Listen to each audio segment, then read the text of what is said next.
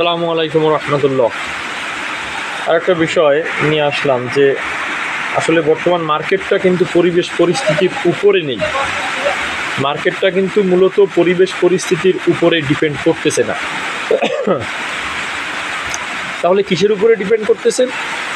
একটা বিষয় যদি আমি আপনাদেরকে স্পষ্ট করে বলি যে বর্তমান যে সিচুয়েশন, এই সিচুয়েশন অনুযায়ী মার্কেট মানুষ প্যানিক থাকতে পারে বা মানুষ উদ্বিগ্ন থাকতে পারে, সেখানে মার্কেটও একটু ডাউন হতে পারে। কিন্তু বর্তমান অবস্থায় কিন্তু পরিবেশ পরিস্থিতির উপরে মার্কেটটা নেই। এটা কী জন্য বললাম?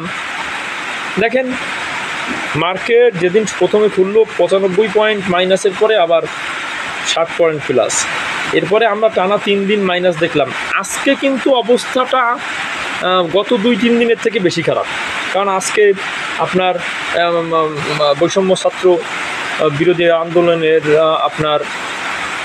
বৈষম্য ছাত্র আন্দোলনের কিন্তু একটা প্রোগ্রাম আজকে ছিল, এবং আপনার এই প্রোগ্রামটা আজকে হাইকোর্টে দেখলাম একটা ছোটোখাটো যে একটা বিশৃঙ্খলা হয়েছে।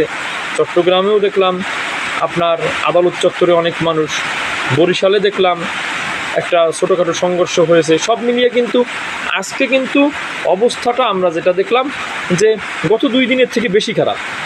কিন্তু আজকে সেইখানে মার্কেট কিন্তু নেগেটিভ থাকেনি, বরঞ্চ মার্কেট পজিটিভ ছিল।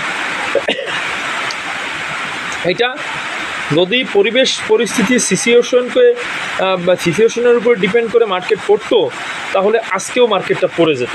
কিন্তু আজকে মার্কেটটা পড়েনি, আজকে দেখেন পজিটিভ রয়েছে। এখন আপনারা বলতে পারেন, একটা কোশ্চেন আসতে পারে যে মার্কেটকে আজকে হয়তো বা সাপোর্ট দিয়েছে আপনার দায়িত্বশীলরা। আমি বলবো এটা না, এরকম হয়নি। কেন হয়নি আমি যদি বলি, দেখেন, সাপোর্ট দিলে আমরা দেখেছি যখন মার্কেট ইউক্রেন রাশিয়া যুদ্ধের সময় টানা পড়তেছিল, কখনো কখনো যখন মার্কেটকে সাপোর্ট দিছে, অনেক সাপোর্ট দিয়েছে 100 কোটি 200 কোটি টাকা দিয়ে। অনেকবার আমরা দেখেছি সাপোর্ট দেওয়ার মুভমেন্টটা কেমন হয়। সাপোর্ট দিলে মার্কেটটা একেবারে শুরু থেকেই ওভারঅল শেয়ারগুলা খুব স্লাইড বেড়ে আপনার মার্কেটে একটা সাপোর্ট দেয়, খুব আপনার ওভারঅল শেয়ারগুলো বাড়ে এবং প্রাইজে বাড়ার গতিটা খুব বেশি থাকে না, এবং ধারাবাহিকভাবে মার্কেটটা বেশ ঊর্ধ্বমুখী অবস্থায় থাকে। লেনদেনও কম হয়, ঊর্ধ্বমুখী অবস্থায় থাকে, শেয়ারের প্রাইজও বাড়ে না, ওভারঅল শেয়ারগুলো বাড়ে। সাপোর্ট কিন্তু এইভাবে দেয়, আমরা লং টাইম ধরে এটা নিয়ে আমি বিশ্লেষণ করেছি। কিন্তু এই মার্কেটে কিন্তু আজকে যেটা হলো, কেউ কোনো সাপোর্ট দেয়নি। তাহলে কি হয়েছে? যারা এতদিন ধরে শেয়ার কিনতেছিল, যারা এতদিন ধরে সেল প্রেশার দিয়ে শেয়ার কিনেছে, এই 3 দিনও যারা সেল প্রেশার দেওয়ার চেষ্টা করছে, তারাই আজকে মার্কেটটাকে উঠিয়েছে। এবং দেখবেন আপনারা, মার্কেট একবার দেখলাম আমরা অনেক উপরে কিন্তু উঠে গেল। মার্কেট কিন্তু একটা সময় অনেক উপরে, 40-এর উপরে উঠে গেল। সেই মার্কেট আবার কিন্তু মাইনাস হয়ে গেল, প্রায় 20-এর মতন মাইনাস হয়ে গেল। ওই মার্কেট আবার ঘুরে পজিটিভ হয়ে শেষ পর্যন্ত 10 পয়েন্ট সামথিং মার্কেট পজিটিভ ছিল।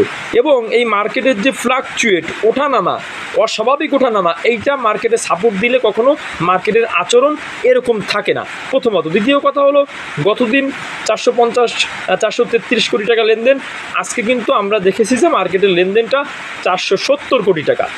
এবং এইখানে দেখেন অনেক শেয়ার যেভাবে কমেছে, অনেক শেয়ার বেড়েছেও। 160-160-র মতন শেয়ার বেড়েছে, বাকি বা 160-র উপরে এরকম শেয়ার বেড়েছে, বাকি কিন্তু আপনার শেয়ারগুলো কারেকশন হয়েছে। তার মানে একটা মিশ্র মার্কেট ছিল, সঙ্গে সঙ্গে 10 পজিটিভ ছিল। এইটা হলো, এইখানেও কিন্তু অনেক শেয়ারে প্যানিক করা হয়েছে, অনেক শেয়ার নিয়ে আপনার প্যানিক দেওয়ার চেষ্টা করা হয়েছে, মার্কেট আপ ডাউন করা হয়েছে। এটা যারা এতদিন ধরে মার্কেটের মধ্যে আছে, যারা স্মার্ট ইনভেস্টর, যারা ইনভেস্ট করতেছে ডাউন ট্রেন্ডে, এরাই কিন্তু মার্কেটের এই অবস্থা করতেছে। অর্থাৎ সাময়িক পরিস্থিতি, সমসাময়িক পরিস্থিতি বা বর্তমান সিচুয়েশন, এইটার উপরে বর্তমান পুঁজিবাজার ডিপেন্ড করতেছে না, বরঞ্চ দেশের অবস্থা যদি আরও 10 দিন খারাপ থাকে, 10 দিনও মার্কেট ভালো হওয়ার মতন এরকম যোগ্যতা স্মার্ট ইনভেস্টরদের আছে, তারা মার্কেটের মধ্যে এইভাবেই কিন্তু আছে। এই জন্য আমরা এইগুলোতে সমসাময়িক পরিস্থিতির বা বিভিন্ন গুজবে আমরা কান না দিয়ে আমরা ধৈর্য ধরি, অপেক্ষা করি। ইনশাল্লাহ আমরা দেখব যে কখন কোন অবস্থায় মার্কেট হুট করে আপট্রেন্ড নেওয়া শুরু করে, এটা আসলে আমরা জানি না, কিন্তু যারা মার্কেট স্মার্ট ইনভেস্টর তারা কিন্তু এটা খুব ভালো জানে, তারা এটা করবে। অতএব আমাদের ধৈর্যটা আমরা ধরার চেষ্টা করি। সকলে ভালো থাকবেন, সুস্থ থাকবেন। আসসালামু আলাইকুম রাহমাতুল্লাহ।